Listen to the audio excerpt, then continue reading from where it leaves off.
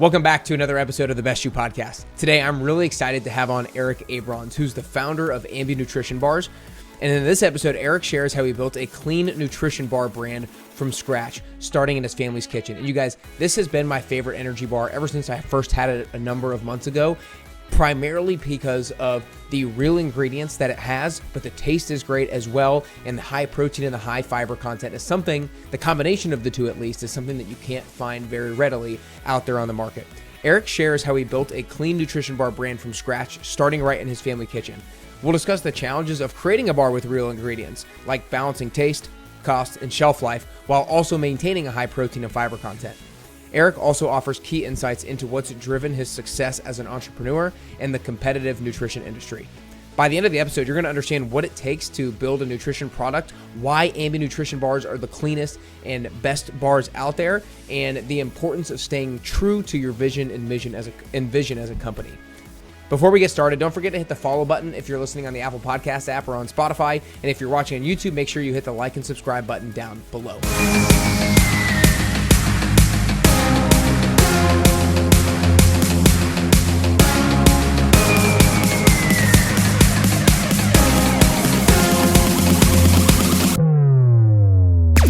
All right, what's up, everybody, and welcome back to the Best You Podcast. Today, I'm super excited to be joined by Eric Abrons. I'm really excited because a lot of you guys who are probably listening to this episode have probably had Ambi Bars before. I know I absolutely love Ambi Bars. It is my new favorite energy bar. Well, not really that new anymore, probably for a number of months. I've absolutely loved their flavors. They got maple apple cinnamon, peanut butter and dark chocolate chip, and coconut brownie. I just have the first two of them in my hands because my wife has already cleaned us out of the coconut brownie because that is her favorite. These are actually the two of my favorites. But anyways, I'm really excited today to talk about really a lot about the nutrition bar industry. First off, like how you got into it. And then I know for me in particular, I always take pride in what I'm putting into my body and the ingredients I'm putting into my body, which is why I have found myself navigating towards these bars because it's all clean ingredients, all real ingredients. And we'll talk about some of the troubles or some of the difficulties that brings when it comes to shelf life and stuff like that as well. But the way I want to start off is just a little bit of the story. I know from some of your posts that you liked having granola bars growing up, basically, and then when you started doing weightlifting and strength training and stuff like that, you got into eating protein bars. But then when you started to care a little bit more about what you're putting inside of your body, you started looking at the ingredients of a lot of these protein bars, and you're like, holy crap, there's so much stuff in these that is not what I want to be putting in my body. And so with the help of your dad, you began developing recipes and then baking bars in your family kitchen. The way I want to lead off is, a lot of people can have the idea of creating a bar, and a lot of people do have the idea of creating a bar. But at what point did you realize that, like, I am actually going to build a business off of this? Mm-hmm. It's a great question. Thanks for the intro and everything. So yeah, I went to college and I was there for only one semester before dropping out. And I knew that I wanted to start a business. And for me, I was really passionate about health and fitness. And, I thought about what was a problem that I could solve. And I was looking at something that I kind of consumed every day, which was protein bars, energy bars, nutrition bars. And I started thinking, like, what's the problem with this industry? And that's when I started looking into the ingredients and seeing that there were all of these preservatives and artificial ingredients and additives and seed oils and things that I didn't think should be in a nutrition bar. So I was like, well, there's obviously room in the market for a bar that is actually clean, that has everything that you need and not those extra things that aren't good for you, that aren't healthy. So, I was like, I want to create this. And I myself am just super passionate about what I put in my body, about being a health conscious person, because that's kind of where the brand philosophy came into play too, of feed your mind, fuel your body, free your spirit, which for me is all about, thinking about growing and improving your life in every single way. So I had the idea and I dropped out of college and I was like, well, I'm not going to sit around and do nothing. Rather than being in business class, I wanted to actually start a business and get my feet wet, get my hands dirty, and just kind of start the business. So I started thinking of the brand. I looked to find a manufacturer. I thought about the ingredients that I wanted to have in the bar. I was talking with my dad And we just kind of started. We said, let's go to the grocery store, let's pick out some ingredients, and let's see what we can make. The first bar definitely wasn't pretty. It was kind of just like a clump of ingredients. It tasted decent. And from there, we kind of knew that we were going to have to find a manufacturer. I had a business mentor at the time that kind of helped me and find someone to, help the brand come to life in terms of graphic design and then the legal aspect and all of these things. I was just kind of a student and trying to be a sponge and absorb as much as I could. And I did. And I've learned a lot along the way. And now here we are, a few years later with bars and in packaging and in stores, which has just been surreal to see. Because honestly, the idea came to me when I was in the shower actually, and I was thinking like, what kind of business could I start? And I remember just thinking about a bar. Like that's just what came to my mind. Actually, this isn't something that I've spoken about a lot, but the name for the bars originally was Ready Bars. And then found out that that name was actually taken. And so I just was sitting with it for a while. So we kind of just had a bar without a name. And that's when Ambi came to me. And I don't know if you know the story about where the name Ambi comes from, but Ambi is a suffix. And it comes from like ambivert or ambidextrous, like when you're able to use your right and left hand equally, or ambivert being introverted and extroverted. And so for me, that kind of just meant balance, both sides, yin and yang. And I think that's kind of one of the ideas behind Ambi as well. The fact that it's a balanced bar, that it's holistic, that it's this different approach that's actually good for you in every way. Yeah, I love that. I love that. And the way I'm going to take it right now is that it has great content or great amounts of both protein and fiber. So no, I love that. That's very cool. That's very cool. How long did it take you from doing that first bar in your kitchen that wasn't pretty but tasted okay till actually getting your first manufacturing order complete? Manufacturing order. So the process is sort of that we went to the manufacturer and we started with prototypes. So before we even got to the point where we were ordering, a few thousand bars, it was a prototype where they'd send us a box of say like 8 bars, very small, just for us to get an idea of what we were making. So I would say, honestly, it probably took at least a year before because, we had to do the packaging too. We had to do the graphic design. I had to hire someone to help me make the art for it because I was like, what is this bar going to look like? And I wanted to do something really different in terms of the packaging. I feel like most bars on the shelf, they look the same. I don't know if you know, but the actual ingredients are hand drawn on here by our graphic design team. The apple, the cinnamon stick, the peanuts, the dark chocolate chips. So I wanted to do something really authentic and unique, but I would say probably a year or so. It definitely took a while, and we kind of had to go back and forth and make adjustments. And even to this day, like we're striving to like raise the standard of our bars, like going forward. I even want to do more R&D because I think there's always things that we can do to make our bar better, to add ingredients, to have new lines. So, I kind of never want to stop in terms of raising the bar and striving for excellence. Yeah, I love it. I love it. Well, I know for me, a number of the things that I like about it, obviously the ingredients.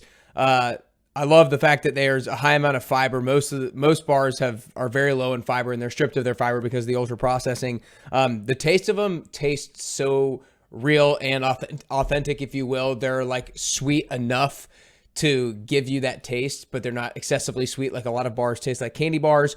One of the things I want to get into, and we'll figure out exactly how to take it, are basically the challenges of having a bar with all real ingredients, because I know there's a number of them. Sometimes, fake ingredients make the bars taste better. Sometimes fake ingredients allow it to have a more stable shelf life, or a longer shelf life, I should say. Sometimes fake ingredients make it cost less. So what are some of the challenges, maybe including some of those, and including some ones that I have not mentioned? What are some of the challenges of keeping yourself restrained to just real ingredients and not adding artificials and preservatives and that kind of stuff in it? Yeah, I mean, right off the bat, you named a really big one, which is the fact that there are ways to make a bar taste quote unquote better, but a lot of these bars are more like a candy bar. And, part of the challenge is educating on the fact that we're not just trying to be a chocolate bar, or we're not trying to give you this super strong artificial taste that in nature things taste a bit different. They taste more real, and it takes a certain person to appreciate that too. So I think along our journey, we've also had to understand that our bar is not necessarily for everyone. Some people love fast food, some people love processed food. That's just not really the approach that we have. We're a holistic, health conscious, like whole real ingredients. Like when you have fruit has a sweetness to it, but in a different way that is more real, that is more natural. And that's what we're trying to create in a bar. That's what we have created in terms of a bar. So, that's definitely been a challenge to let people know that we're trying to get the best taste possible while not compromising on our values, and having a bar made with whole, clean ingredients, fresh batch, simple, and a fewer amount of ingredients. Our bar has about 11 ingredients, and I've looked, most bars have close to 30, if not more. So we're not putting any of that unnecessary junk or chemicals into our bars. Yeah, I'm gonna stop you right there. I'm gonna stop you right there, and then I'll let you go into the other stuff, because I think that's so true, right? I think one of the reasons why I probably like the bar so much is because I am somebody who eats probably 95% of my diet from real foods. And therefore, like, you can taste the flavor. Your palate is just so much different. Somebody who's just always eating fast food, their palate is different. Sometimes it takes a little while from transitioning from fast food and processed food to real food for you to actually really start enjoying it. A lot of people don't enjoy the vegetables or the fruits or whatever whole real foods are until they start doing it for a little while, and their palate actually does change. And like now I actually don't really like the fast food things because they really just don't taste as good to me, and they do taste artificial. So there's definitely something to the your palate and the type of person that you're trying to reach when it comes to your consumers and stuff. Absolutely. And to kind of go off of that point, I think that, your palate is somewhat dependent on your lifestyle. So I've had some people that have come to me and said that the bar grew on them after they started going to the gym, or after they started taking care of themselves more. So I think you're absolutely right. I think that it depends on where you are sort of in your life and the things that you're pursuing. If you're going after more pleasure and maybe not doing as much in terms of taking care of yourself, you might resort towards those foods that are more artificial. But when you're really taking care of yourself, it's almost like your palate is going to adjust to things that are more real, that are more natural. Yeah. Yeah. Let's dive in. We mentioned just briefly before we started recording the podcast about shelf life. One of the things that is a real difficulty when it comes to getting food in stores is shelf life, because you obviously don't know how long it's going to take to sell the particular product. Tell us about the difficulties of having all real ingredients and the limited shelf life compared to some of things that have a lot of preservatives. Right. So as you know, anytime you go to a grocery store and you look at the food that can be on the shelf for the longest period of time, those are items that, it's not necessarily real food. It's artificial, it's processed, and that's how they're able to have a product that can sit in packaging for a year, if not more. But when you go to the fruits, or when you go to meat or something, that food has an expiration date on it because it hasn't been tampered with. It's just the pure, whole, organic food. And so that's kind of something that we're dealing with, the fact that we don't put any artificial ingredients or additives or preservatives to artificially extend the shelf life. And because of that, our bars only have about a 7.5 month expiration date right now. I think it's something that we can naturally extend, but I also think that that's one of our selling points to people. The fact that, this is a product that is fresh, that is made for you to eat now. It's not something that's just going to sit around. I think that it's part of the appeal, the fact that it's a fresh snack. It's not a snack that can just sit around for years and then you can pick it up and eat it. So I think it's the best option for an on-the-go organic snack when you can't grab something else or make a meal. A few kind of questions that go off this, and I'm going to kind of say all the questions, and then I'll let you kind of answer them one by one. First thing I'm curious about is, like, what is a maybe typical shelf life for a energy bar that might have more preservatives? The second question, and I'll help remind you of them, is like talking about what are the actual preservatives that some people put in their bars so that the shelf life is extended, so that we can be looking at ingredients labels and be like, okay, we want to try to avoid that. I'll start with those two. So what is maybe a typical shelf life for a bar that has more preservatives in it? I would say typical is probably at least a year, if not more than that. And then in terms of the actual preservatives, there are a lot of these fillers and these gums, and some of these like acid profile chemicals that kind of, when binded with all the other ingredients, it kind of makes them shelf life stable. And so it can extend it to a longer period of time, but then it's affecting the other ingredients in the bar. And even when you look at the quality of certain ingredients, when you pick a more organic version of something, it's not going to last for as long. So a lot of companies too are picking a lower quality ingredient because it's cheaper. And so they're thinking more about the business than they're thinking about the actual customer. Yeah, no doubt about it. And look, I am sure that it's very difficult to make that decision, because obviously as a business, you got to be able to run, you got to be able to operate, you got to be able to bring in income. So like, you have on there, like you do have organic pea protein, organic peanut butter, organic peanuts, organic oats, as just a few different examples of some of the organic options that you guys have in your bar that maybe other people just have the regular types of.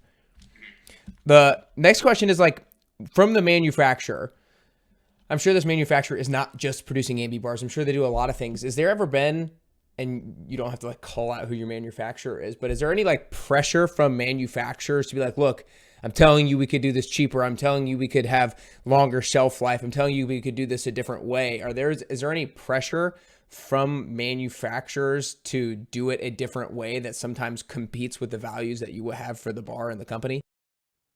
Not really, honestly. I think the manufacturer pretty much gives us the freedom to kind of create what we want to create. Although sometimes there can be restrictions and limitations. And, for example, there's been times, when we wanted an ingredient that they didn't have, or they didn't have an organic version of an ingredient. So they would have to outsource that and bring it in-house, which would just be an added cost for us. So sometimes there are hurdles and difficulties, but, and there have been times when they've said, maybe we should add this ingredient. And we've said, we don't want to add that ingredient. It kind of goes against our ethos and our philosophy for what we're trying to create. So they'll give suggestions just for what they think is best, but it's not always from a place of understanding what our mission is.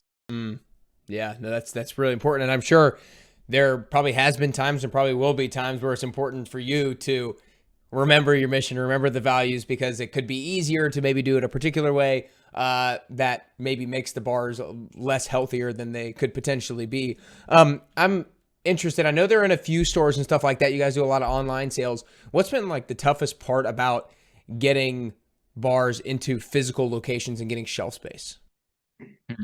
Yeah, so I mean, retail is a whole different ballgame than online, because anyone can open up a Shopify store and sell a product. It can definitely be hard to, get a buyer's attention and to educate them on why they should, buy our bar, because they have all these other really big corporations and they take them in and they know they get sales. So we don't have we don't have the same history that a lot of these companies have. So there's not as much social proof. So it's about kind of like making the argument about why we should take up some of their shelf space, how we're different from the other bars out there. And so it's just about really getting the opportunity and then presenting ourselves in the best way possible and letting the retailers know that we're doing their customers a service, that really what we're trying to do is bring them something that they don't have.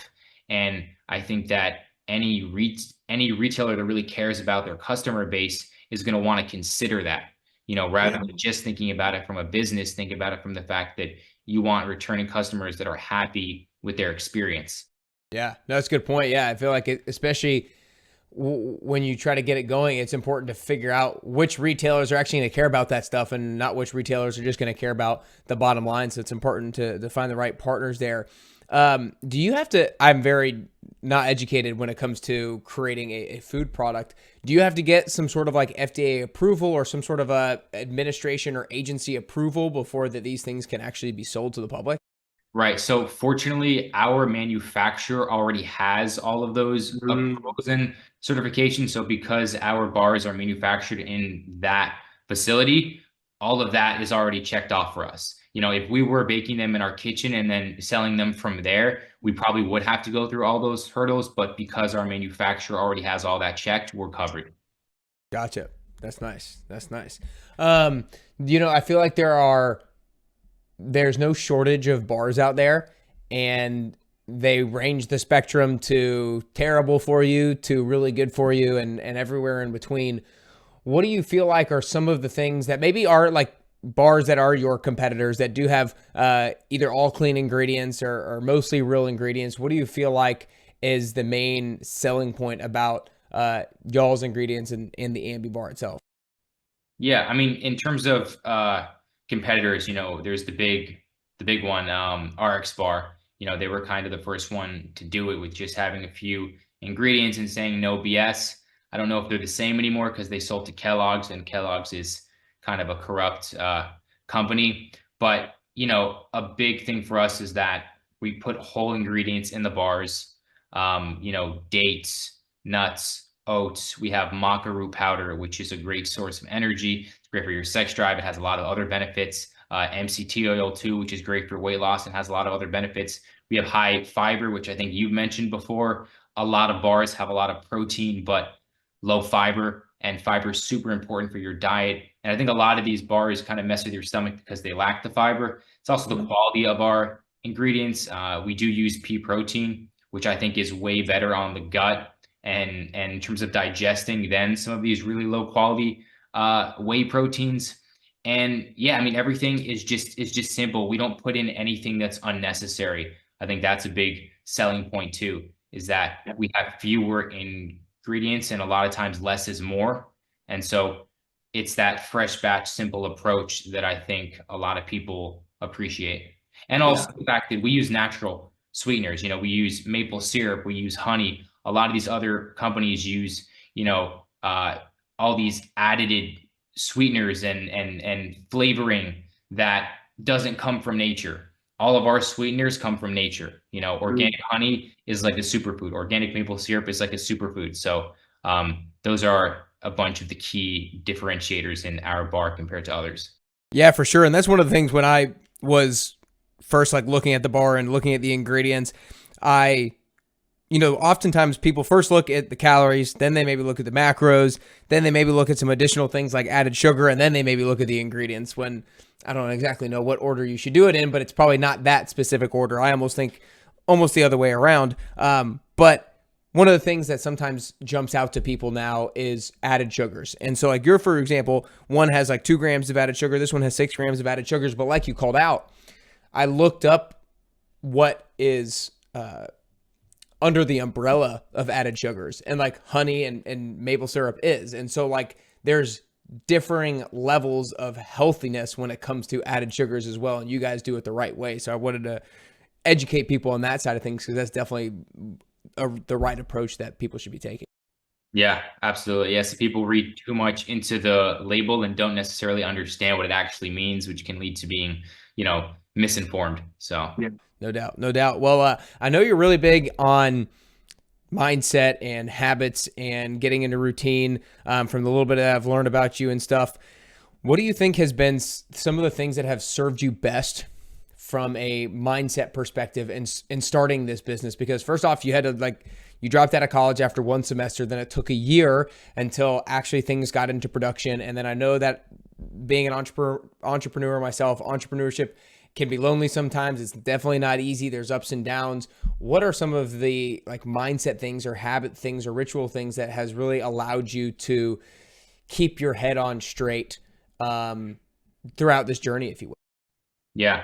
I mean, for me, one of the biggest things has always been consistency and continuing to show up for myself. So I think self-integrity and keeping the promises that you make to yourself. So for me, my relationship with myself is so important. And what I've really learned and realized is that my relationship with myself is reflected onto everything else that I do.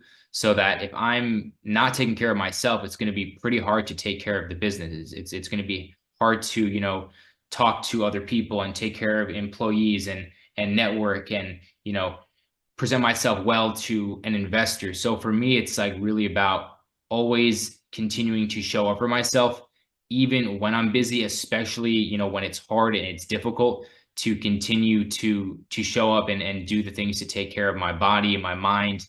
For me, my morning routine is so important, and to not get caught up in reacting. So for me, a big thing I do first thing in the morning is I don't go on my phone for at least the first hour, because I think so many people wake up and they're automatically in this like fight or flight reactive mode.